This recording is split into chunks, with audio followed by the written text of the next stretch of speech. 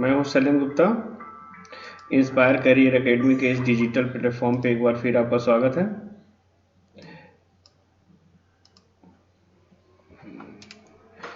आज हम लोग एक नया टॉपिक इंडक्टिव इफेक्ट के बारे में बात करेंगे। जैसा कि आपको पता है कि हम लोग ब्रिज कोर्स शुरू किए हैं। ब्रिज कोर्स का सेकंड जो लेक्चर है उसको आज हम लोग स्टडी करेंगे इंडक्टिव इफेक्ट।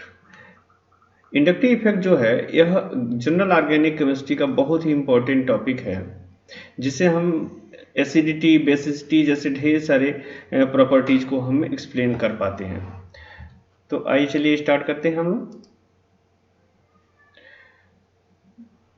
इंडक्टिव इफेक्ट, जैसा कि आपको पता है कि हम लोगों ने एक ब्रिज कोर्स शुरू किया है जिसमें हम लोग का 30 सेशंस होगा, 30 वीडियोज होंगे, 50+ कोर कॉन्सेप्ट्स होंगे। यह एग्जाम के लिए एक फाइनल रिवीजन की तरह है जो 1 मार्च से हम लोग स्टार्ट किए हैं। तो चलिए अब नेक्स्ट सेशन हम स्टार्ट करते हैं। इस सेशन में हम लोग बात करेंगे इंडक्टिव इफेक्ट के। तो इसमें हम लोग बात करेंगे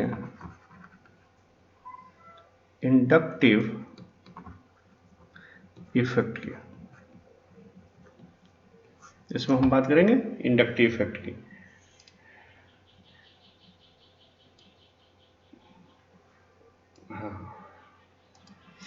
देखिए इंडक्टिव इफेक्ट क्या है। एक्चुअल में यह एक परमानेंट इफेक्ट होता है। इंडक्टिव इफेक्ट क्या है? एक परमानेंट इफेक्ट है। और यह परमानेंट इफेक्ट किनके बीच में होता है? तो यह पोलर कोवेलेंट बॉन्ड पे ऑपरेट करता है। कहां पे? Polar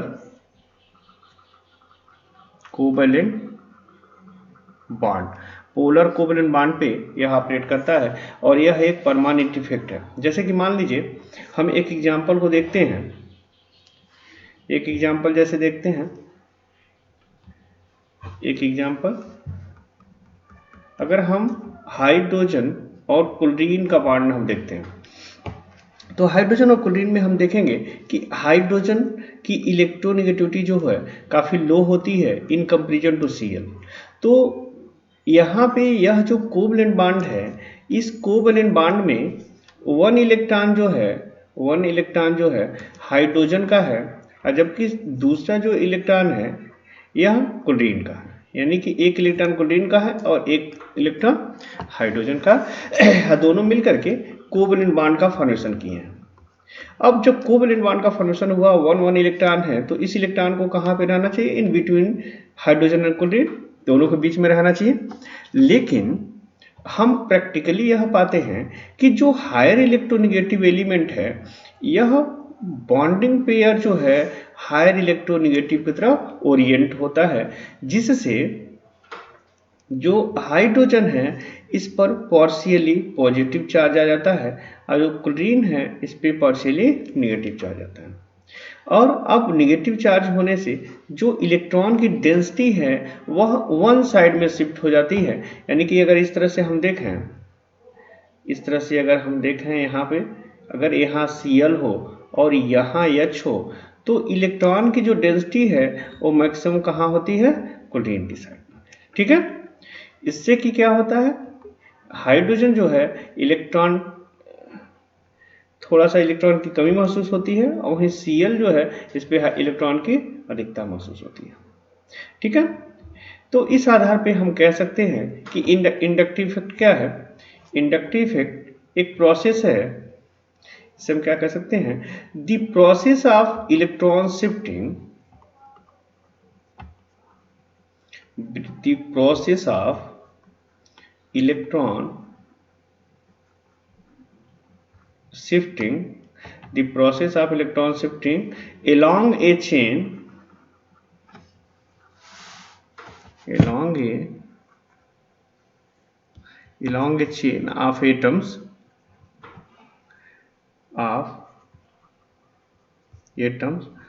due to the presence of a polar covalent bond. Polar covalent bond, it is का इंडक्टिव इफेक्ट। यानी कि अब हम इसको कह सकते हैं कि यह एक प्रोसेस है जहां पे एक पोलर कोवैलेंट बॉन्ड पे इलेक्ट्रॉन का जो शिफ्ट होता है, उसी शिफ्टिंग के प्रोसेस को हम क्या कहते हैं, इंडक्टिव। अब क्लियर हो गया। अब क्लियर ये हो गया कि यदि हाइड्रोजन है और हायर इलेक्ट्रोनेगेटिव एलिमेंट है हाइड्रोजन के कंपेरिजन में, तो यहाँ का जो बॉन्डिंग इलेक्ट्रॉन है ये हल्का सा शिफ्ट हो जाएगा किधर, Br की तरफ, जिससे Br जो लाइटली नेगेटिव चार्ज महसूस करेगा और हाइड्रोजन पॉजिटिव चार्ज। ठीक है, यही जो इलेक्ट्रॉन की शिफ्टिंग हो रही है, इलेक्ट्रॉन की जो शिफ्टिंग हो रही है, इसी प्रोसेस को, शिफ्टिंग का जो प्रोसेस है, इस प्रोसेस को हम क्या कहते हैं, इंडक्टिव इफेक्ट, इंडक्टिव इफेक्ट। ठीक है, इतना समझ में आ गया। इसको हम क्या कहते हैं, इंडक्टिव इफेक्ट। अब इंडक्टिव इफेक्ट जो होता है यह एक चेन में चलता है। जैसे मान लीजिए एक हायर इलेक्ट्रोनेगेटिव Cl जो है, अगर एक कार्बन से जुड़ा है और यह कार्बन चेन में है, यह कार्बन किस में है, चेन में है, यह कार्बन किस में है, चेन में है, तो हम देखेंगे कि यह जो क्लोरीन है यह निगेटिव चार्ज है, तो यहाँ जो कार्बन है, पहला कार्बन, इस पे पॉजिटिव चार्ज होगा, लेकिन जो सेकेंड कार्बन है इस पे भी थोड़ा सा शिफ्टिंग का प्रभाव होगा, यहाँ जो थर्ड कार्बन है इस पे भी शिफ्टिंग का प्रभाव होगा, और इस तरह से यह जो शिफ्टिंग का प्रभाव है यह बढ़ता चला जाएगा। यह है कि जो पावर है वो थोड़ा सा कम होता जाएगा। ठीक है, तो यह जो इलेक्ट्रोनेगेटिव, हायर इलेक्ट्रोनेगेटिव है, यह एक चेन में इलेक्ट्रॉन को अपनी तरफ क्या करेगा, विड्रॉ करेगा। तो जब हायर इलेक्ट्रोनेगेटिव एलिमेंट जुड़ा रहता है तो दूसरे के इलेक्ट्रॉन को अपनी तरफ विड्रॉ करता है, तो इसको क्या बोला जाता है, shifting of electron, withdrawing.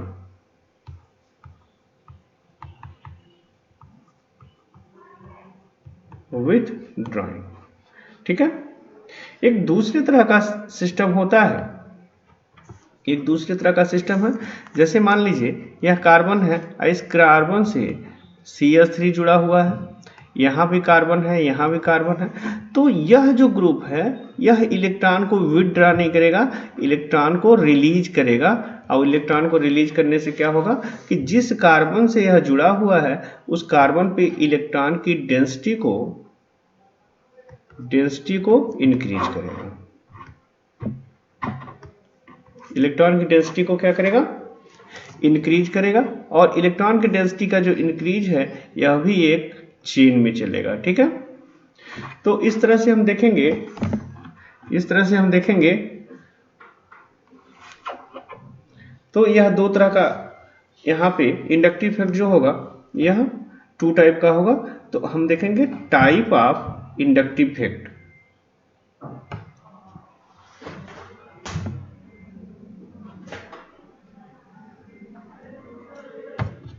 Type of inductive effect.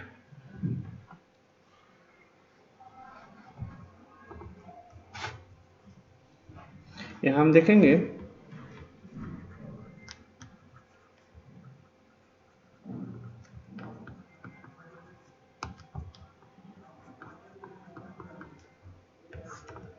Type of inductive effect. तो अब यहां पे देखेंगे कि जो इंडक्टिव इफेक्ट है यह मेन रूप से दो तरह का होता है। एक होता है प्लस आई इफेक्ट और सेकेंड जो होता है वह माइनस आई इफेक्ट होता है। तो आइए 1 बाई 1 करके देखते हैं। पहले हम लोग देखते हैं प्लस आई इफेक्ट,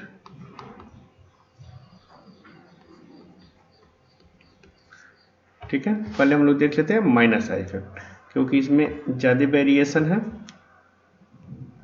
तो पहले हम लोग देखते हैं minus I effect, minus I effect, minus I effect. अब माइनस आई इफेक्ट क्या होता है, माइनस आई इफेक्ट क्या होता है, व्हेन, अब इसको हम इस तरह से डिफाइन कर सकते हैं, when atom or group, when atom or group which attract the which attract the electron pair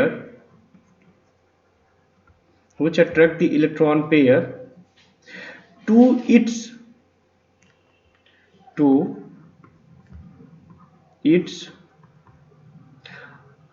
higher electronegative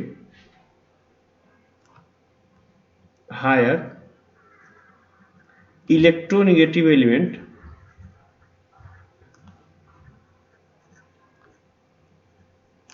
electronegative elements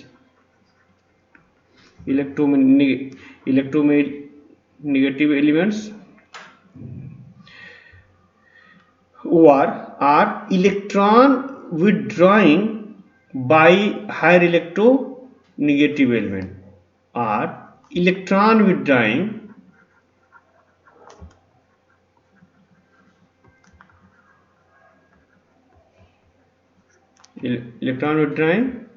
by higher electronegative element.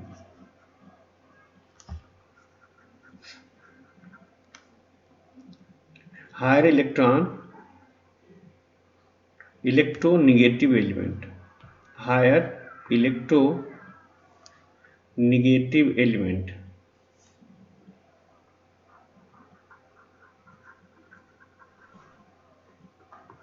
element. ठीक है, तो इसमें देखेंगे कि कोई है when atom or group which attract the electron pair higher electronegative elements are electron withdrawing by higher electronegative elements. यानी कि कोई भी है, जैसे हाइड्रोजन है, यहाँ पे Cl है, इसके द्वारा यदि इस इलेक्ट्रॉन को अपनी तरफ अट्रैक्ट किया जाता है तो यह जो इफेक्ट है, इस इफेक्ट को हम क्या कहेंगे? Minus I effect. इसका एग्जाम्पल है, इसके कुछ एग्जाम्पल हम देखेंगे. इसके एग्जाम्पल है NO2 CN F COOH group Cl Br I OCS3 C6H5. ये सभी जो ग्रुप हैं और भी ग्रुप हैं, ये सभी क्या है? इलेक्ट्रॉन विथड्राइंग ग्रुप है. ठीक है. सेकंड हम देखेंगे, सेकंड जो है वह है plus I effect. Plus I effect क्या होता है कि जैसे कोई हायर इलेक्ट्रोनेगेटिव एलिमेंट होता है, वह क्या करता है? इलेक्ट्रॉन को रिलीज करता है. ठीक है. लेकिन अगर कोई इस तरह से ग्रुप है, जैसे कार्बन से CH3 ग्रुप जुड़ा हुआ है, तो यह ग्रुप क्या करता है? जिस कार्बन से जुड़ा रहेगा वहां इलेक्ट्रॉन डेंसिटी को रिलीज करता है. ठीक है. इलेक्ट्रॉन डेंसिटी को रिलीज करने का मतलब हो गया कि यदि CH3 इस कार्बन से जुड़ा है तो इस पे इलेक्ट्रॉन डेंसिटी जो होगा वह इंक्रीज करेगा, इलेक्ट्रॉन डेंसिटी बढ़ जाता है. तो इसके एग्जाम्पल हम देखेंगे. तो जैसे कि टर्शियरी CH3 का 3C, CH3 का 2C, उसके बाद CH3 CH2 CH3, ये सभी जो हैं, ये सभी क्या है? इलेक्ट्रॉन रिलीजिंग ग्रुप है. ठीक है. तो इस तरह से देखेंगे तो हमारा इंडक्टिव इफेक्ट क्या होता है? दो तरह का होता है. एक प्लस आई इफेक्ट होता है, एक माइनस आई इफेक्ट होता है. प्लस आई इफेक्ट जो होता है वह इलेक्ट्रॉन को रिलीज करता है. माइनस आई इफेक्ट जो होता है वह इलेक्ट्रॉन को क्या करता है? विड्रॉ करता है, अपनी तरफ खींचता है. तो विड्रॉ करने से क्या होता है? जिससे जुड़ा रहता है उस पर इलेक्ट्रॉन डेंसिटी को क्या करेगा? कम करेगा. जो प्लस आई इफेक्ट है वह रिलीज करता है, यानी कि जिससे जुड़ा है उस पर इलेक्ट्रॉन डेंसिटी को बढ़ाएगा. अब इससे क्या होता है? इसमें ढेर सारे प्रॉपर्टीज जिनका हम एक्सप्लेनेशन कर सकते हैं, इससे प्रभाव पड़ता है. तो हम देखेंगे एप्लीकेशन ऑफ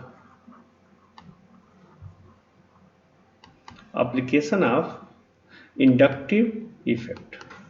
तो इसमें देखेंगे क्या एप्लीकेशन है. तो सबसे पहला फर्स्ट देखेंगे, फर्स्ट जो एप्लीकेशन है वह है acidity of chloroacetic acid.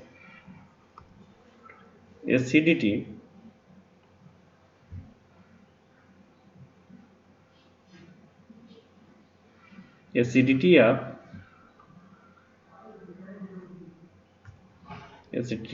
Chloroacetic acid.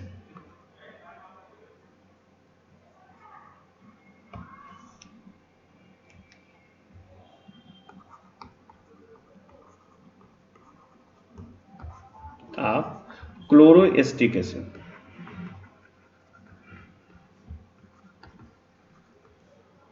Acidity of chloroacetic acid, ठीक है। अब क्लोरोएस्टिक एसिड की एसिडिटी के बारे में हम बात करेंगे। जैसे यदि हम दो कंपाउंड ले लें एग्जाम्पल के तौर पे, तो यह जैसे कि Cl ले लेंगे, CH2 C double bond O और H ले रहे हैं। एक दूसरा कंपाउंड ले लेंगे CH3C डबल बॉन्ड O और OH।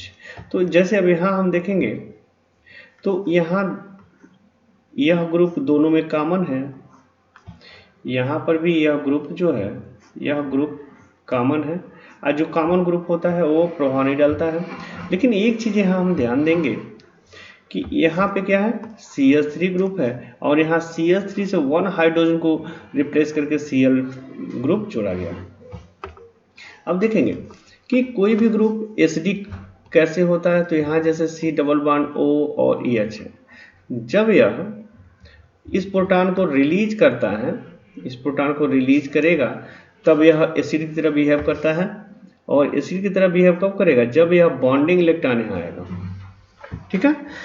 और बॉन्डिंग इलेक्ट्रॉन यहाँ आने का मतलब हो गया कि इस पे निगेटिव चार्ज, यानी इस तरह से C double bond O negative, अब प्लस यहाँ हो जाएगा प्लस, ठीक है। तो अब यहाँ एक चीज और ध्यान देंगे कि यहाँ जो यह बॉन्ड है, यह बॉन्ड जब इधर आपके ऑक्सीजन पे आएगा, यानी यह बॉन्ड ऑक्सीजन की तरफ आ रहा है। यहाँ यही चीज ध्यान देना, ऑक्सीजन की तरफ आने का मतलब हो गया कि बॉन्ड कब टूटेगा, जब ऑक्सीजन की इलेक्ट्रॉन डेंसिटी क्या हो, कम हो, ठीक है। अब इलेक्ट्रॉन डेंसिटी कब होगा, जब यहाँ ग्रुप इस तरह से जुड़ा हो जो इलेक्ट्रॉन को विथड्रॉ करता हो। यदि इलेक्ट्रॉन को विथड्रॉ करने वाला ग्रुप है तो यहाँ ऑक्सीजन की इलेक्ट्रॉन डेंसिटी घटाएगा, और इलेक्ट्रॉन डेंसिटी घटाने का मतलब कि यह बॉन्ड जल्दी टूटेगा और यह मोर एसिडिक होगा। लेकिन यहाँ पे इस तरह से ग्रुप है जो इलेक्ट्रॉन को रिलीज करने वाला है, तो यह क्या करेगा, इलेक्ट्रॉन डेंसिटी को बढ़ा देगा, किस पे, कार्बन पे। तो इस तरह से हमें स्ट्रक्चर मिल जाएगा। यहाँ पे इलेक्ट्रॉन डेंसिटी अगर रिलीज करने वाला है तो इलेक्ट्रॉन डेंसिटी इस कार्बन बढ़ाएगा, और जब बढ़ेगा तो यहाँ पे बढ़ेगा, और ऑक्सीजन पे क्या होगा, इलेक्ट्रॉन डेंसिटी बढ़ेगा, जिससे कि बॉन्ड आसानी से नहीं टूटेगा। तो जब माइनस आई इफेक्ट होगा तो यह कार्बन के इलेक्ट्रॉन को डेंसिटी को घटाएगा, और जब प्लस आई होगा तो बढ़ाएगा। लेकिन जब घटाने वाला होगा तो एसिडिटी भी बढ़ेगी। तो यहाँ देखेंगे, यहाँ Cl जो है यह माइनस आई इफेक्ट वाला है, और माइनस इफेक्ट होने के कारण इलेक्ट्रॉन को अपनी तरफ विथड्रॉ करता है, और जब विथड्रॉ करेगा तो यहाँ की इलेक्ट्रॉन डेंसिटी भी कम होगी, और जिससे कि यह बॉन्ड जो है आसानी से टूटेगा, प्रोटॉन रिलीज होगा, और जब रिलीज होगा तब क्या होगा, यह मोर एसिडिक होगा in comparison to acetic acid, ठीक है। इतना समझ में आ गया। सेकंड एग्जाम्पल हम लोग देखेंगे। अब इसमें और भी एग्जाम्पल देख सकते हैं। अब इसके आधार पे अगर हम देखेंगे तो इस तरह से अगर देख लें, जैसे यह COOH है, यहाँ पे CH और यहाँ पे 2 अगर Cl हम रिप्लेस कर दें, और एक तीसरा कंपाउंड लेते हैं जिसमें से इस तरह से COOH, यानी कि सभी हाइड्रोजन को रिप्लेस कर देंगे, तो यहाँ हम पाएंगे कि जब 3-3 Cl ग्रुप होगा